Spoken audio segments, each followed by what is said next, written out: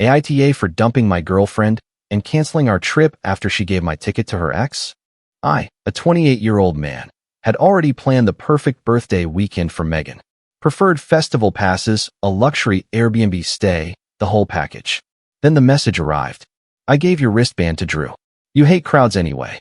Drew, her ex, the guy she swore was just a friend. I stared at my phone in my apartment, reading those words 3 times. She had gifted my $600 festival pass to her ex-boyfriend, the pass I bought for her birthday trip, which I had planned.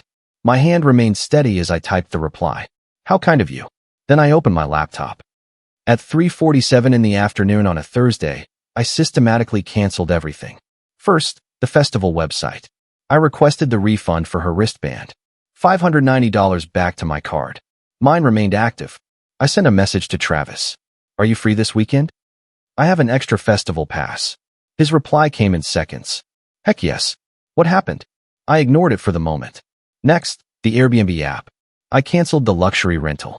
I lost my $250 deposit, but Megan would not be using that king-size bed with a mountain view. Then came the part that would hurt. Facebook, Instagram, relationship status, single, public. I hit confirm on both. Finally, I blocked her number. I blocked her on all platforms, WhatsApp, Instagram, Messenger, even on the banking app. The whole process took 11 minutes. Megan was probably still messaging Drew about their festival plans when the notifications started rolling into her phone. Relationship status update. Booking cancellation email. Refund confirmation. I could imagine her face losing its color, frantically trying to call me, seeing the user unavailable message. The wristband she gave away was meant to be mine. The trip she thought was still happening had just been erased, and the boyfriend she took for granted was now officially and publicly single. I met Megan 2 years ago at a coffee shop in Lodo, downtown Denver. She was a physical therapist, funny, spontaneous, everything I thought I wanted. We moved in together after 8 months. Too fast, my sister Hannah told me. I ignored her. The festival had been my idea. Megan loved live music.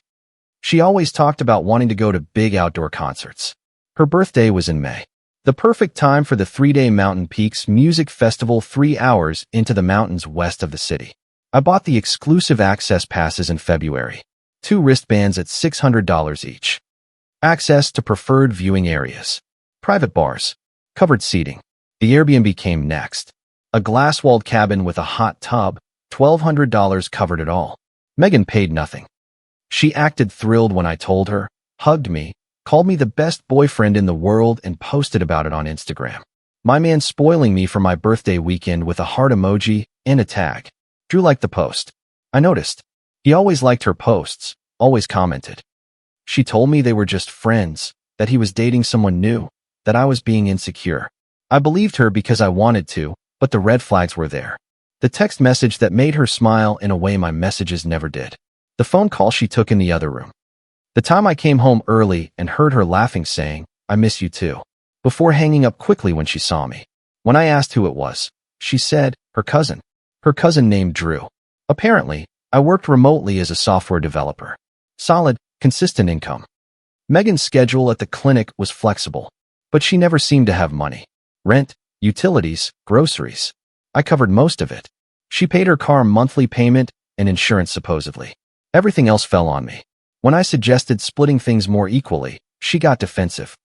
I make less than you. Do you want me to starve? I backed off. The festival was supposed to be different. A romantic weekend. Just us, away from her phone and the constant presence of Drew in the background. I planned the whole route. I found the best restaurants near the venue. I even loaded a playlist for the drive. Megan seemed genuinely excited the week before. She helped me pack a cooler, picked out outfits, and made a list of artists she wanted to see. I thought maybe this would reset things, show her that I was the one who cared, the one who was present. Then Thursday arrived. I was finishing up a code review when my phone lit up with her message. I gave your wristband to Drew. You hate crowds anyway. No question mark, no asking, just a statement, a done deal. My fingers hovered over the keyboard. A part of me wanted to call her, demand an explanation, ask how she could be so inconsiderate. But I knew what would happen. She would twist it, make me look like the bad guy for being upset. She would tell me I was overreacting, that Drew really wanted to go, that I should be happy she was having fun. So I sent 5 words instead. How very kind of you. Then I canceled everything she thought was secure. The festival wristband was not the first time Megan chose Drew over me. It was just the first time she was bold enough to put it in writing. 3 months prior, Valentine's Day, I got reservations at the Italian place she loved, the one with a 3-month waiting list. I confirmed twice. I left work early. I picked up roses. When I got home, Megan was on the couch in sweatpants. Oh, I forgot to tell you. Drew is going through a breakup. I'm going to take him dinner and just be there for him. You understand, right? She left before I could answer. The reservation went unused. The roses sat on the counter for a week until I threw them away. 2 months before that, her car needed new brakes. $800 at the shop. She asked me to cover it. I will pay you back on my next check. The next check came. She bought a new smartwatch. When I mentioned the $800, she blew up. God, Josh, I thought you cared about me. Not track every single dollar. I never saw that money. Then it was her birthday last year. I took her to a concert, bought her a necklace, made dinner. A good night. The next day, she posted a photo Drew sent her, some inside joke from years ago with the caption, "Some people just get you." I was tagged and nothing from that weekend. When I asked her about it, she said I was being jealous and controlling. I started keeping score after that. Not obsessively, just noticing patterns. Megan messaged Drew at least once a day. She talked about him constantly. Drew says the funniest things. Drew got promoted. Drew thinks we should try that new sushi place. I was dating Megan, but Drew was her first call for everything that mattered. My friend Travis asked me once why I stayed. We were having some beers after work, and I was venting about another canceled plan because Megan had to help Drew move furniture. Travis set his drink down and looked right at me. Dude, she is using you. You pay for everything, and she spends her emotional energy on another guy. Why are you letting this happen? I did not have a good answer. Love, maybe hope that she would see what she had. Fear that being single at 28 meant starting over in a city where everyone seemed to already be coupled up. Stupid reasons, all of them. But that Thursday message changed something. Giving my wristband to Drew was not about forgetting to ask me. It was about thinking so little of me that asking did not even cross her mind. I was the wallet, the backup plan, the guy who handled the logistics while she gave the best parts to someone else. My sister Hannah had warned me about Megan from the beginning. She talks too much about her ex. That is not normal. You deserve someone who is excited about you, not someone who treats you like a temporary substitute. I told Hannah she was being dramatic. Hannah stopped pushing, but I saw the look on her face every time the topic of Megan came up. Pity mixed with frustration. The apartment lease was in my name. Megan moved in after 6 months. She was never added to the paperwork. She paid $500 a month for rent, less than what a roommate would pay. I covered the $2,000 rent, plus utilities, internet, everything else. She kept her mail going to her mom's house. No financial paper trail tying her to the place. I realized, sitting there after sending that message saying how kind of you, that she could leave tomorrow and leave nothing behind but some clothes and a toothbrush. I opened my banking app. 6 months of transactions. Groceries, always me. Dinners out, always me. Her streaming subscription on my card because hers got declined once, and I said I would handle it. I scrolled further back.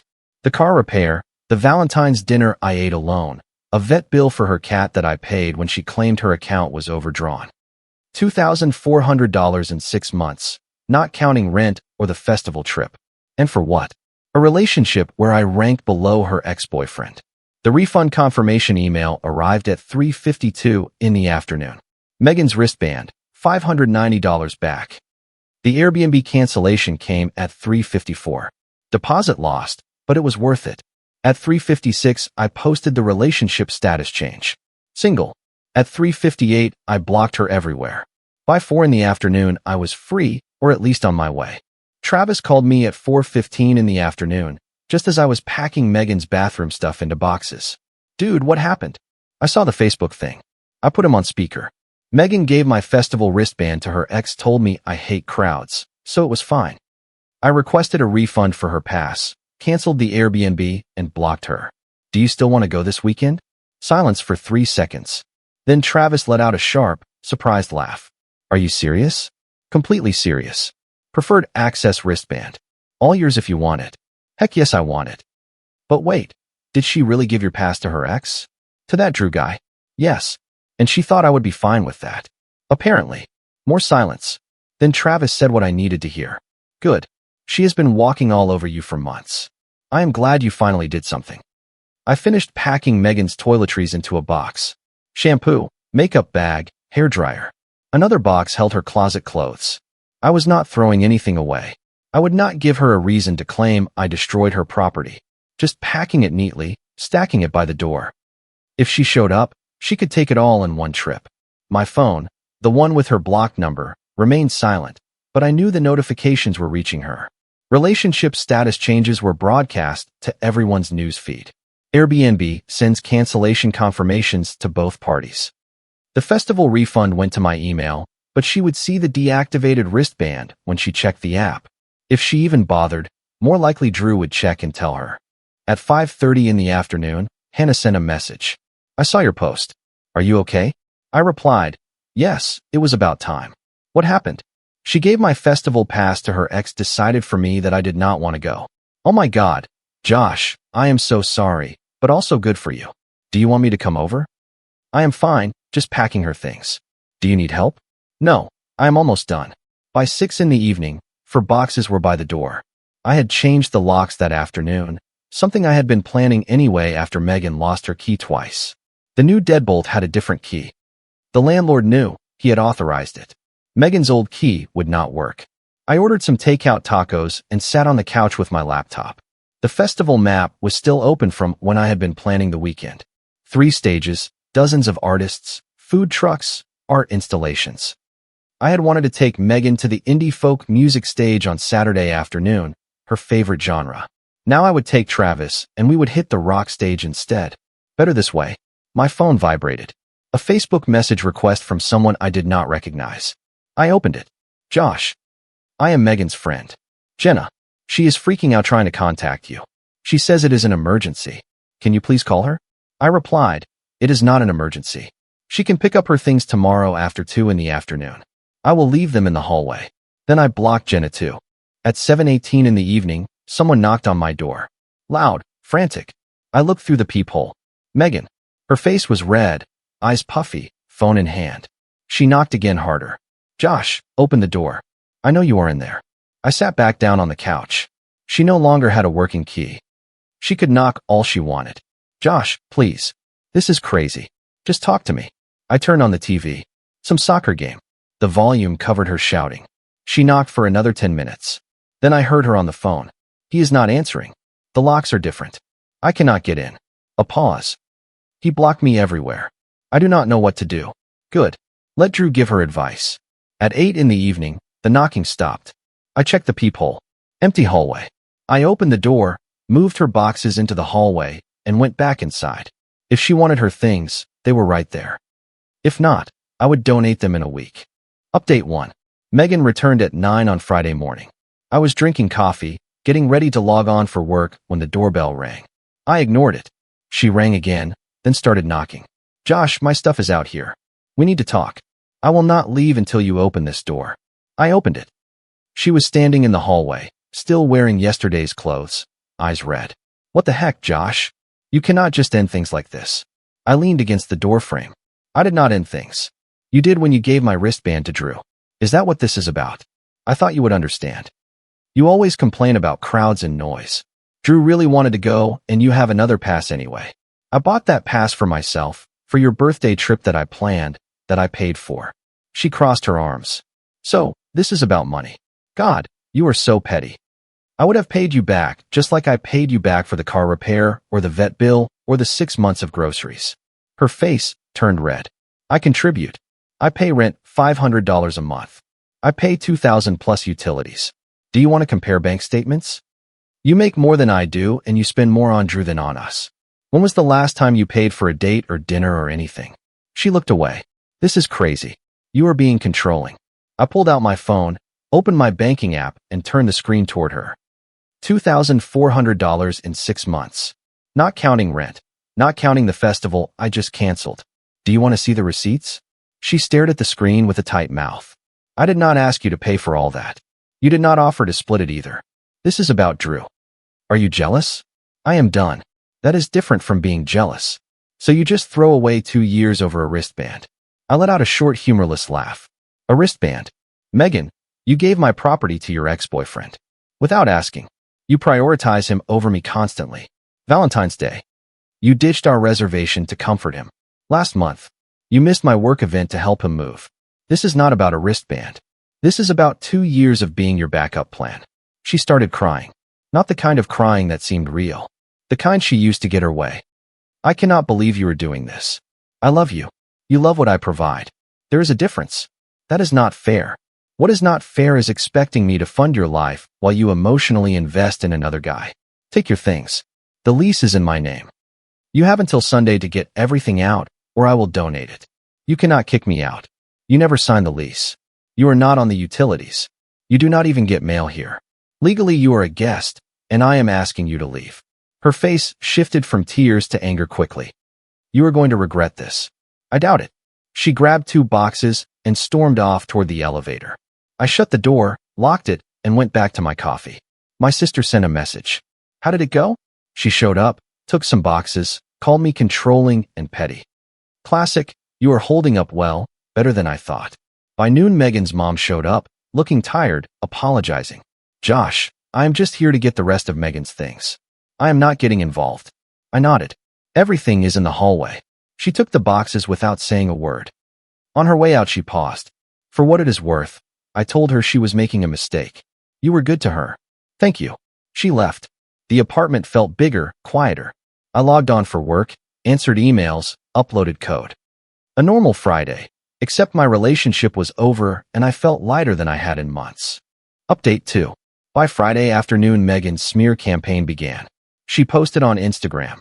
When you realize who someone really is, it breaks your heart. Sending love to everyone going through hard times. Vague, manipulative, designed to make me look like the villain without giving details. Her friends flooded the comments. You deserve better, honey. It is his loss. What happened? She did not reply to any of them, letting the mystery grow. Classic Megan. I did not reply. I did not post. I did not explain. The people who mattered already knew the truth. Travis, Hannah, my close friends. I had told them everything. Everyone else could think whatever they wanted. But then Drew posted a picture of his festival wristband on his wrist. Caption, cannot wait for this weekend. Megan commented, it is going to be amazing. With a heart emoji. My stomach churned. She was really going to go with him using the trip I planned, the event I introduced her to, pretending it was always theirs. Travis called. Dude, did you see her Instagram? Yes, it is unbelievable. Do you still want to go? I do not want it to be weird. We are going. I paid for those passes. I asked for the weekend off at work. She has no right to take that away from me. Also fine. Road trip tomorrow morning. 7 in the morning. I drive. That night, Hannah forwarded me a screenshot. Megan's friend, Jenna, had posted in a local Facebook group, does anyone know a good lawyer asking for a friend dealing with a wrongful eviction? Hannah added, she is trying to make you look like a villain. I wrote a careful reply in the group under my own name. If the friend is not on the lease and never signed any rental agreement, it is not an eviction. She is a guest being asked to leave. I suggest your friend consult real legal counsel instead of social media. Then I attached a photo of my lease, just my name, dated 2 years prior. The post got 40 likes. Someone commented. So the friend was living rent-free and is mad she has to leave. Interesting. The narrative shifted fast. Jenna deleted her post an hour later. My phone vibrated. A message request from Drew. I almost deleted it. Then curiosity won out. I opened it. Hey man, I did not know the full situation. Megan told me you guys broke up and she had an extra wristband. I would not have taken it if I knew it was originally yours. That is messed up. I stared at the message. Either Drew was genuinely clueless or he was covering his tracks now that the story was public. Either way, I did not care. I replied, keep the wristband. Enjoy the festival. Then I blocked him too. Saturday morning, Travis showed up at 6:45 in the morning with coffee and road snacks. Ready to have the best weekend ever? Absolutely. We loaded the car, plugged in the playlist I made, and hit the road. The mountains rose in the distance, the sky clear and blue. My phone remained silent. No Megan, no drama, just music and my best friend and 3 days of freedom. Update 3. We arrived at the festival grounds at 11 in the morning. The exclusive access check-in was smooth. Wristband scanned, maps handed out. The venue was massive. Stages spread across rolling fields, food trucks, art tints everywhere. Travis smiled. This is incredible. Best impulsive decision of my life. I felt the same way. The crowd's energy was electric. Everyone buzzing with excitement. We went to the main stage. First we watched the end of a rock performance. Then we wandered toward the indie stage, the one I had planned to take Megan to, the one she would now never see with me. At 2 in the afternoon, I spotted Megan and Drew near the back of the indie stage crowd. She was laughing with her head thrown back, his arm around her waist, the image I had pictured for months, the trip I had funded, now playing out with him instead of me. My chest tightened. Then it released. I felt nothing, no anger, no jealousy, just relief that I was not the one standing next to her. Travis followed my gaze. That is them. Yes. Do you want to leave? No, they do not get to ruin this. We stayed. We watched the entire set. Megan never looked my way. She probably did not even know I was there. When the performance ended, we moved to a different stage. We bought food, met people. The festival was huge, easy to avoid them, and I did not care enough to seek them out. Sunday afternoon, the final day, Travis and I were sitting in the exclusive lounge when my phone vibrated. A message from Hannah. Check Megan's Instagram. I opened the app. Megan had posted a picture of herself at the festival. Alone. Caption. Sometimes the best company is yourself. No Drew in the shot. No mention of him. The comments asked where he was, if she was okay. She did not reply to any. Hannah continued. Her friend Jenna posted something cryptic about Drew ditching her at the last minute. Apparently, he met someone else at the festival and left her on Saturday night. I laughed. Drew, the guy she chose over me, the one she defended for 2 years, had left her at the event I paid for. Poetic. Travis looked over. What is funny? Drew ditched her. No way. Yes, she is at the festival alone now. Karma is real, bro. We finished the weekend strong. We saw amazing performances, met cool people, ate great food. Monday morning, driving home, Travis said, thanks for bringing me. This was one of the best weekends I have had in years. Same here. You are going to be fine. I know all of this was hard. I am fine. Better than fine. Actually, I should have done this months ago. 2 weeks after the festival, Hannah forwarded me another screenshot. Megan had posted in a local housing group looking for a roommate or affordable apartment as soon as possible. Budget $800 per month. The comments were brutal. That budget will not get you anything in this city. Maybe try looking an hour outside the city. $800 is unrealistic unless you want to share a room. Hannah added, she is struggling. Her mom kicked her out because she could not follow the house rules. Apparently Megan kept bringing Drew over at all hours, and her mom had enough. I felt a flash of sympathy.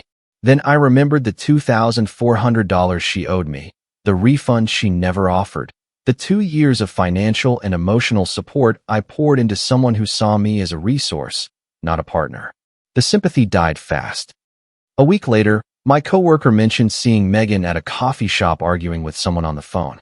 She looked rough, dude, like she had not slept in days. I nodded and said, nothing. She is no longer my problem. Megan tried to reach out once, a month later, through a mutual acquaintance. The message was long, apologetic, claiming she realized what she lost, asking if we could talk. I replied through the same acquaintance. No, one word. That was all she earned. Her social media posts became less frequent. The safe and curated pictures were replaced by vague quotes about growth and lessons learned. Drew's name disappeared from her comments. Her friend group seemed smaller.